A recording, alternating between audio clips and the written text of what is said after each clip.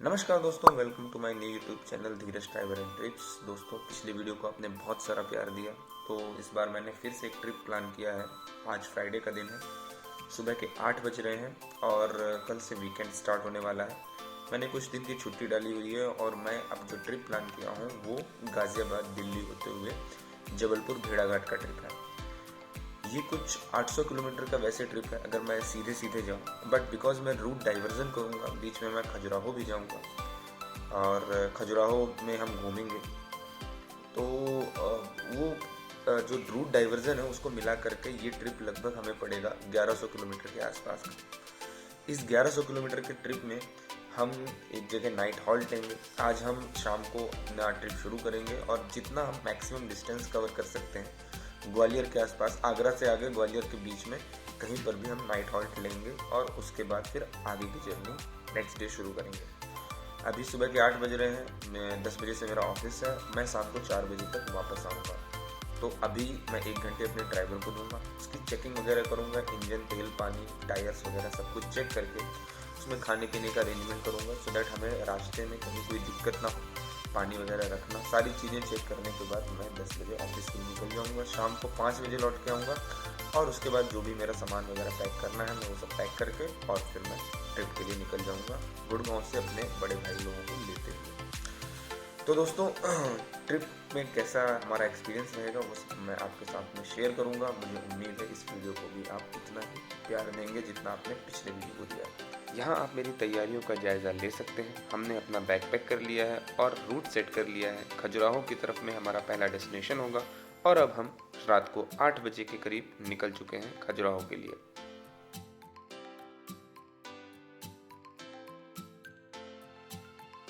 दिल्ली से खजुराहो का सफ़र आप बड़े ही आराम से बहुत ही कम समय में तय कर सकते हैं क्योंकि रोड बहुत अच्छी है। अगर आपको बीच में जाम ना मिले तो। हम जाम में फंस गए थे।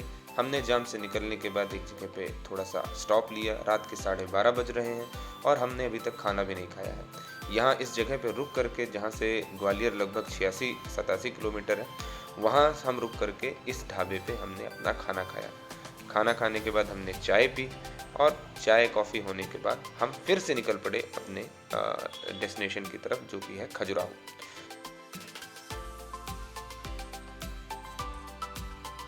तो दोस्तों, रात में 3 बजे के करीब हमने एक हॉल्ट लिया, नाइट हॉल्ट लिया और अभी हम ग्वालियर से 30 किलोमीटर पहले हैं। हमारा सफ़र करीब 10 घंटे का बचा हुआ है जबलपुर का और हम इस होटल में ठहरे हुए हैं जिसको मैं आपको दिखा रहा हूँ।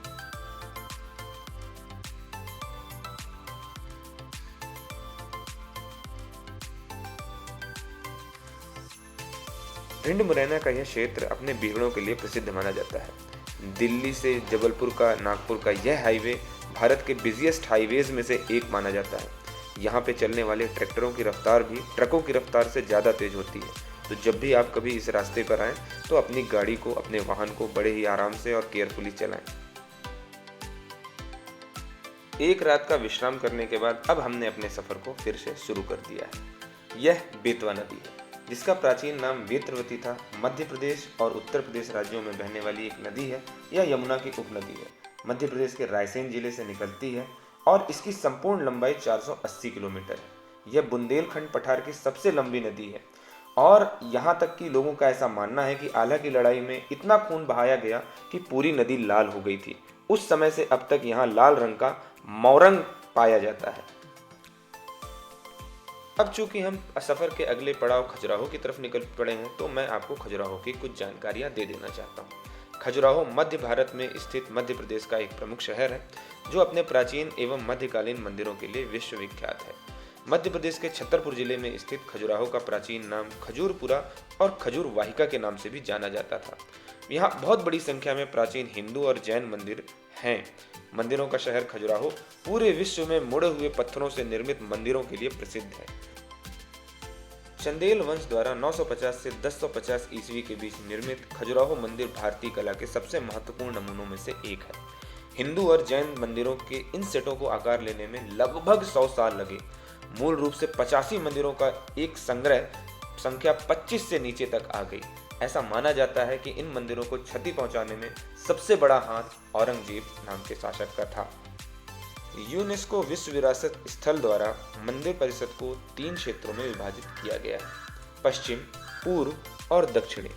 पश्चिम समूह में अधिकांश मंदिर हैं, पूर्व में नक्काशीदार जैन मंदिर हैं, जबकि दक्षिणी समूह में केवल कुछ मंदिर हैं। पूर्व के जैन मंदिरों को छोड़ दें तो पश्चिम और दक्षिण भाग में स्थित विभिन्न मंदिर हिंदू देवी देवताओं को समर्पित हैं, जिनमें से 8 विष्णु को समर्पित हैं, 6 शिव को, 1 गणेश को, सूर्य को और जबकि 3 जैन तीर्थंकरों को समर्पित है। कंदरिया महादेव मंदिर उन सभी मंदिरों में सबसे बड़ा और अनूठा है, जो कि आप यहाँ पे देख सकते हैं।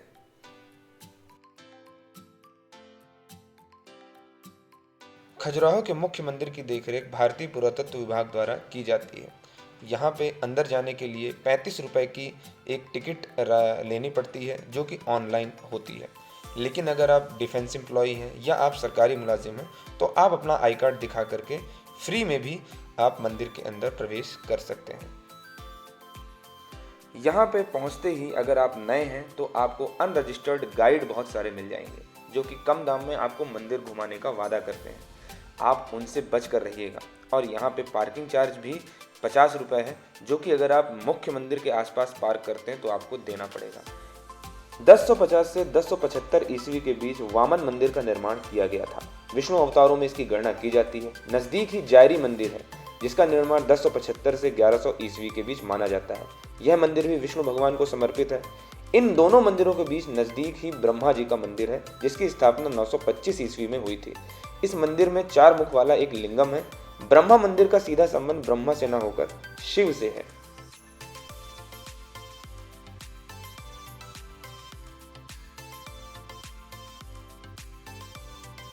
यह जो आप ऊपर की तरफ देख रहे हैं, यह नवग्रह है। 9 छेद दिखाई दे रहे होंगे। इन छेदों को नवग्रह माना जाता है। नवग्रह की आपके नवग्रहों की शांति के लिए यहाँ पे आप अपने सिर से उतारा करके जो भी दान पुण्य करना चाहें, जितना भी, वो कर सकते हैं और वहाँ पे अपने नवग्रहों की शांति की कामना कर सकते हैं।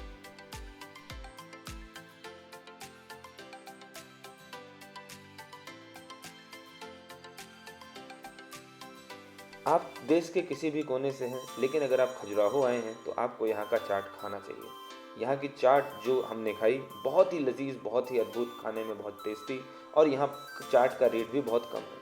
यहाँ पे मिलने वाली पानी पूरी 10 रुपये में 6 प्राप्त होती है, जबकि दिल्ली में यही पानी पूरी 5 रुपये की एक होती है।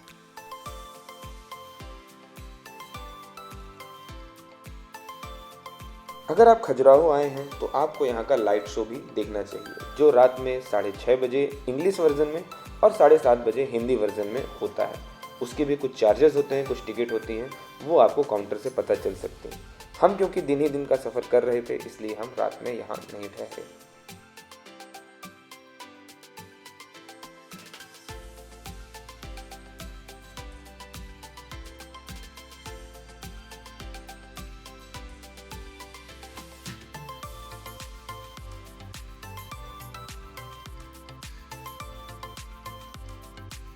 यह वराह मंदिर है। वराह भगवान की मूर्ति पर की गई यह नक्काशी देखते ही बनती है। यह निश्चित ही आपका मन मोह लेगी और आपको इस मूर्ति को देखते देखते मंत्रमुग्ध कर देगी।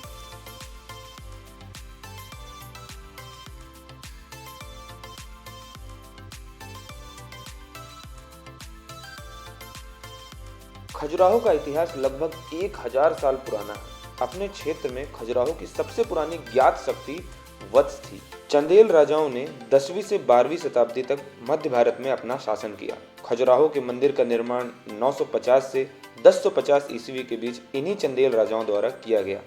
मंदिरों के निर्माण के बाद चंदेलों ने अपनी राजधानी महोबा स्थानांतरित कर दी, लेकिन इसके बाद भी खजुराहो का महत्व बना रहा। मध्यकाल में दरबारी कवि चंद्र बरदाई ने पृथ्वीराज रासो में महोबा खंड में चंदेल की उत्पत्ति का वर्णन किया है। शिव मंदिरों में अत्यंत महत्वपूर्ण विश्वनाथ मंदिर का निर्माण 1002 से 1003 ईस्वी में किया गया। इस मंदिर का नामकरण शिव के एक और नाम विश्वनाथ पर किया गया। और अब हम घूमते घूमते निकल पड़े हैं अपने अगले डेस्टिनेशन की ओर, जो कि है भेड़ाघाट। पर भेड़ाघाट पहुंचने से पहले हमने देखा ये सिद्धू मूसेवाले के फैंस उनको किस तरह से श्रद्धांजलि दे रहे हैं, किस तरह से मिस कर रहे हैं, उसका एक प्रत्यक्ष उदाहरण मैं आपके सामने शेयर करना चाहता हूं, जो कि मैंने देखा।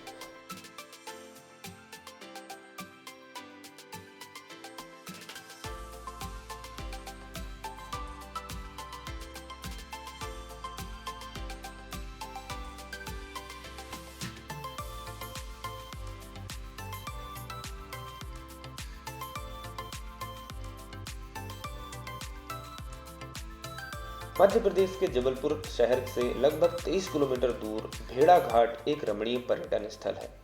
भारतीय पुरातत्व विभाग द्वारा संरक्षित 64 योगिनी मंदिर इसके समीप स्थित है। धुआंधार जलप्रपात भेड़ा घाट के निकट एक आकर्षक पर्यटन स्थल है। नर्मदा नदी के दोनों तटों पर संगमरमर की 100 फुट तक ऊंची चट्टानें भेड़ा घाट की खासियत है। जबलपुर शहर से भेड़ा घाट के लिए बस, टेम्पो, टैक्सी आदि उपलब्ध रहती है। यहाँ कई प्रसिद्ध हिंदी फिल्मों का चित्रांकन हुआ है।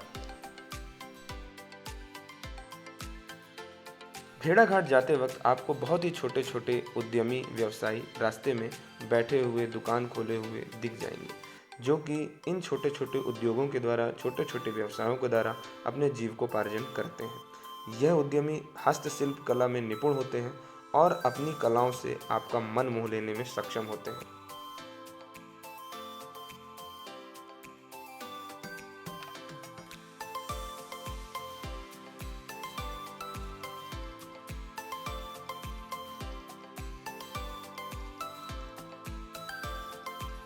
भेड़ा घाट जाते वक्त फुटपाथ के किनारे मिलने वाले यह घरेलू उपयोग की वस्तुएं निश्चित ही आपका मन मोह लेंगी। ऐसा माना जाता है कि नर्मदा नदी का प्रत्येक कंकड़ भगवान शिव का रूप होता है।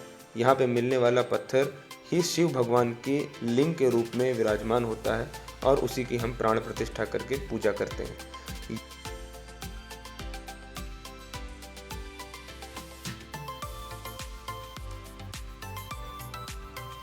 भेड़ा घाट घूमते हुए और हस्तशिल्प कला उद्योग के इन कारीगरों से मिलते हुए हम आगे बढ़ रहे थे, तभी हमें मिले ये बाबा जी जो कि कीर्तन कर रहे थे। आप भी इनके कीर्तन को सुनिए।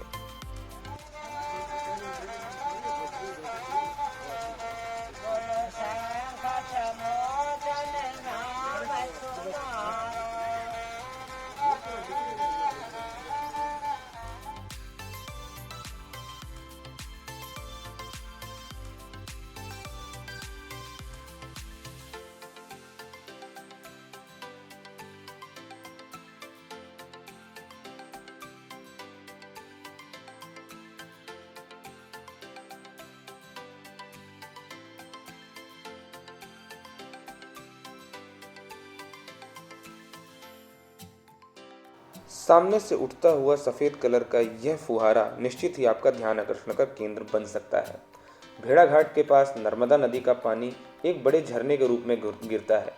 यह स्पॉट धुआंधार फॉल्स कहलाता है, अर्थात हम अभी धुआंधार फॉल्स के पास में हैं। आप भी इस फॉल को एंजॉय करिए।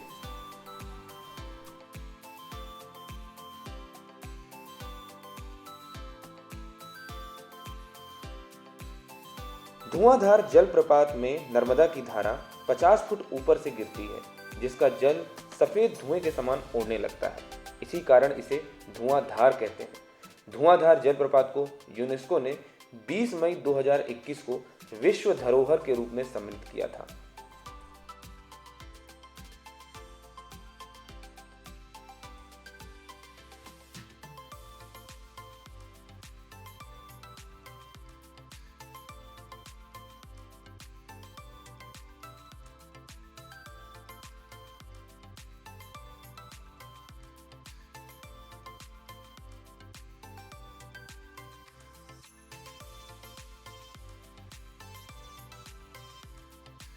सामने दिख रहा है यह दृश्य भेड़ा घाट का है।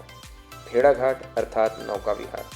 भेड़ा घाट से ही आप बंदर कूदनी के दृश्य का मजा ले सकते हैं। तो चलिए हम भी नौका विहार करते हैं और इस खूबसूरती को अपनी आंखों में और कैमरे में कैद करते हैं।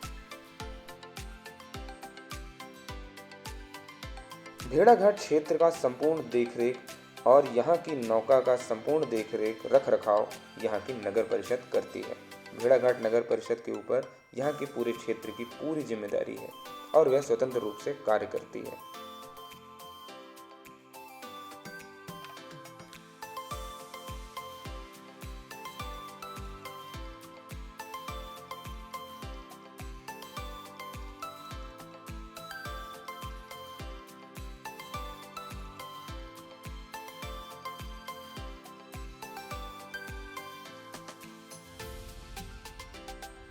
भेड़ा घाट में नौका विहार करने के दौरान जितना आनंद आपको यहाँ दृश्य देख के आता है उससे भी कहीं ज़्यादा आनंद यहाँ के गाइड्स की कमेंट्री सुन करके आता है। आप भी इस कमेंट्री को एंजॉय करिए। निकलते हैं मगध मार्च विद फैमिली, हम दो हमारे दो मम्मी पापा दो बच्चा लेटिंग बटन अटैच रखा सिबलिंग, नन्ना सा वाइट गोल गोल सिबलिंग देखा।